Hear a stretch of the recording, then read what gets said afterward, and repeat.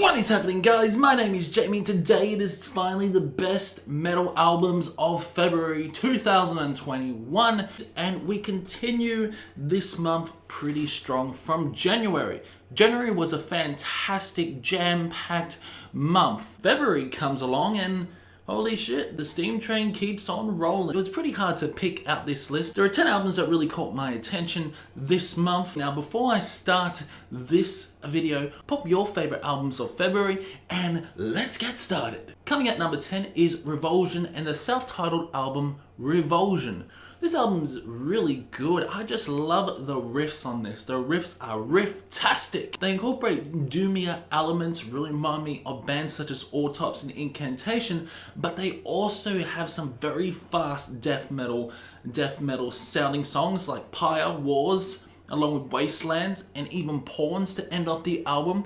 There's just so many interesting melodies that combine, and I just love how cavernous the vocals are. It reminds me at times like Frozen Soul, fantastic death metal album that was released in January. Except Revulsion, in my opinion, has more bite. This is more than riff-tastic, it's also technical as well, with some really interesting melodies that intertwine in your mind as you're listening. So Revulsion is at number 10. So coming in at number 9 is StarGazer, Psychic Secretions. This is a very dissonant album. There have been a few dissonant albums that were released this month on the realms of dissonant death metal. Incorporating elements of black metal, this is sort of a black and death metal album with just so many different time signatures. It's very similar to bands like Deathspell Omega and even Ad Nauseam, which will be later on. But yeah, Psychic Secretion has so many different surprises along the way. You got Evil Old Soul, you got Star Vessel, and you got songs like Pilgrim Age. What is really interesting is they do incorporate some doom metal elements throughout this album. And overall, Psychic Secretion is a fantastic listen sonically. It takes you on an adventure. It's one of the best metal albums of February, and holy shit, it's a fucking banger. StarGazer is also from Australia. Coming up next is some black and roll Norwegian black metal echoes in blood. It is Einherjer and the album North Star. What can I say? This is such a fun fucking album, really is. Now, the only problem with this album is the overall production. Production at times does sound a little bit thin, but I just really enjoy the melodies throughout these songs, like the Blood and the Iron, then got West Coast Groove, that amazing guitar solo you were getting, got Echoes in Blood. I just love how melodic. It sort of has a black and roll feel, but it's also got some really interesting black metal elements as well. Listen to the Graves, Chasing the Serpent is really fun and energetic song. Yeah, this is a really fun Viking metal album. I love the Nordic themes on this. I love the vocals, and I just love the overall guitar. This is a solo-tastic album. It is solo-driven, this album, and the solos are sexy as fuck. They really are. And overall, there's so much energy throughout this particular LP that you just can't help but bang your head along. I just love Echoes in Blood, which is one of my favorite songs. Higher Fire, Ascension, Chasing the Serpent. Yeah, so really solid album by Einherjer. Next up is Abiotic, Ikigai. What can I say about this album? This is a techno death metal masterpiece in my opinion. It is absolutely fantastic. It's a very chaotic, another dissonant release. It's quite melodic at times. The vocals are so damn good. He incorporates cleaner vocals throughout Grief Eater, Tear Drinker, and love the just intricate guitar melodies you were getting as well. Really high and energetic album. I remember I bought this album straight off the moment I heard that introduction because I knew it was going to be like a Japanese themed album, especially that fucking album cover. Samurai warrior just fighting for his own country. Yeah, so I thought this would be a really interesting Japanese themed album. There's hardly any Japanese themed elements apart from Natasakashi, which was the introduction. I also just wanted it to tell a story as well, which it kind of did, but of course there are some weaknesses on this album and there are positives, and the positives are sonically it's absolutely batshit crazy at times. It's heavy, it's gritty, at times it reminds of Cattle Decapitation. Just a fantastic album, technical death metal album in February. Coming up next is Misothiest, For the Glory of Your Redeemer. This album is absolutely fantastic. Running about 30 minutes. It's very dissonant. It sounds at times like Death by Omega, except it's much more doomier sounding album. It's black metal incorporating death metal vocals, and I just love the guitar riffs. I love the guitar riffs, I love the drumming, and I just love the overall atmosphere. This is a very fun album. There are only, I think, 3 songs on it, each averaging about 8 minutes, with the last song averaging around about 10 minutes. It's just so good. It's just really hard to explain how technical this album is as well. It's quite dissonant. Huge dissonant moments, and then there's such beautiful and blissful moments as well on this album, incorporating acoustic guitars along with just crazy drumming, and also along with some interesting guitar melodies as well. Yeah, Misothiest for the Glory of Your Redeemer is a fantastic black metal album that every black metal fan should check out. Next up is Harakiri For The Sky and the album Maere.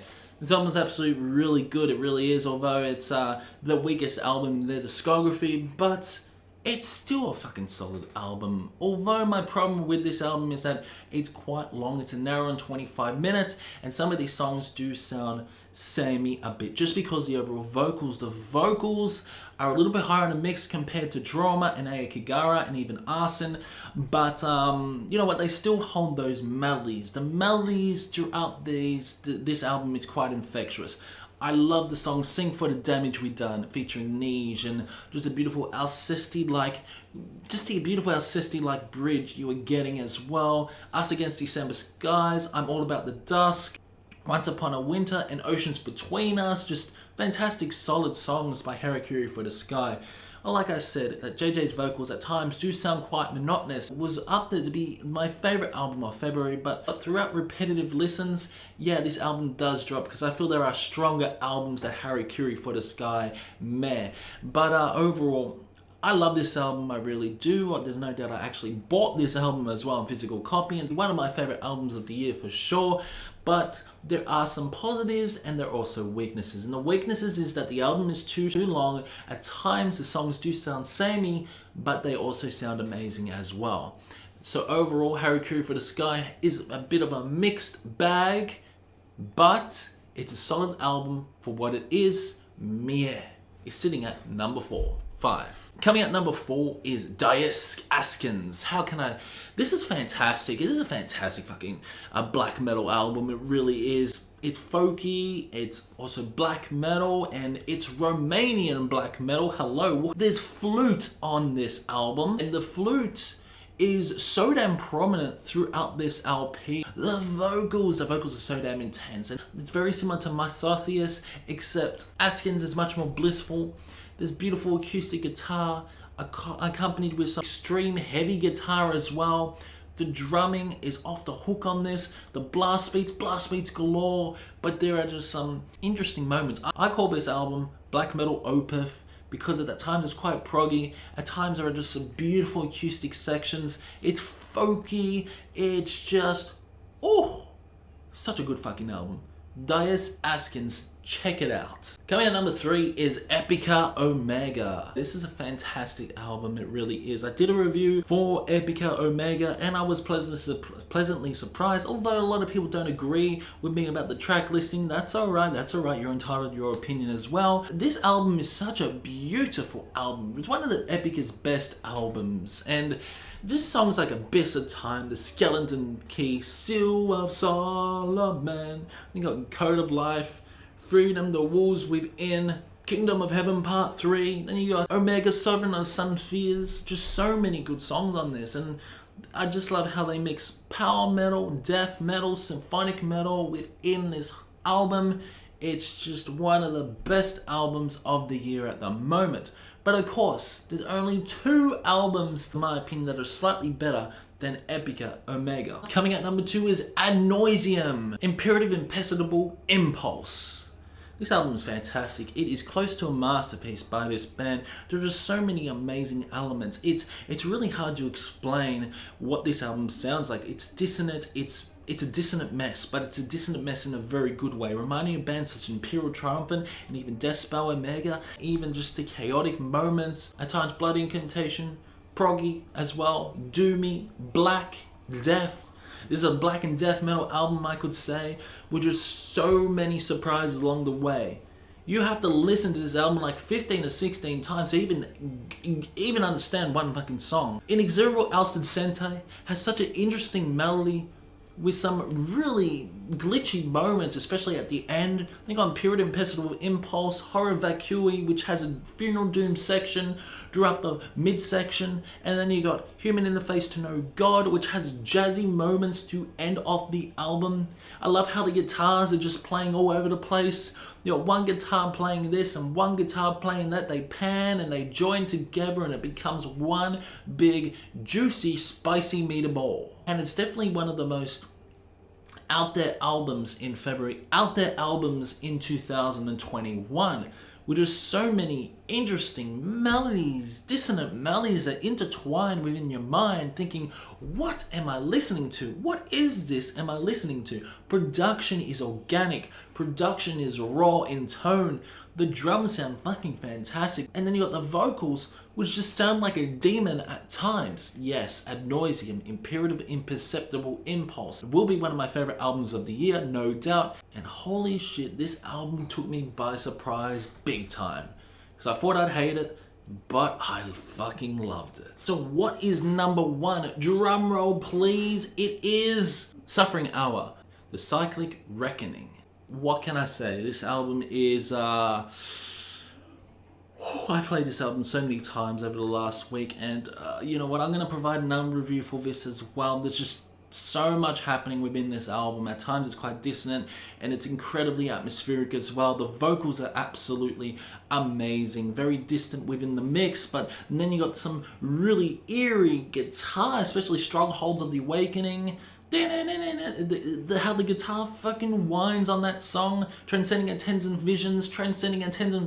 Oh, what an absolutely incredible song that is. Foundations of Servitude, that 16-minute song, and that melody. Oh, the melody is so damn good throughout that song. It really is. Now, in case you don't know, the Suffering's a Cyclic Reckoning incorporates black metal elements along with death metal elements, including doom metal elements. I like to call it a black and death doom album. Just so many amazing songs. Of course, they incorporate the traditional death metal along with, but times does sound like Incantation, and then they incorporate some doom metal elements as well, especially throughout Foundations of Servitude. This album is absolutely fantastic. It really is, with just so many amazing moments. The guitar melodies, the guitar on this is absolutely batshit crazy at times. There are some dissonant moments that sound like the black metal version of Ad Nauseam. At times they do sound like Misothiest as well. They're just wow, what can I say? The Suffering Hour, the Cyclic Reckoning, is just an incredible album that blew me away. It really did. The vocals are just, oh, I love the vocals on this. I love the guitar work. I love the drumming, especially through the last song, the 16-minute masterpiece, The Foundations of Servitude, which is my favorite song of the year at the moment. That guitar melody.